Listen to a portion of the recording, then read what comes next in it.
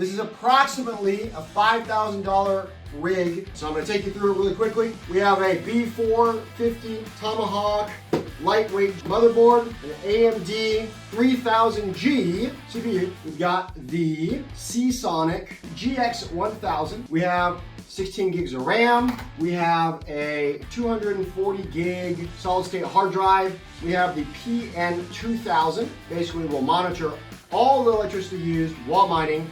We got fancy fans. Then we have a PCIe to USB 3.0 converter. And from there, we're gonna have the cables come off that then go to the PCIe Express cards here. Got our Wi-Fi. This is going to be our frame. And of course, we got the power to tell the computer to turn on. So let's get to the build.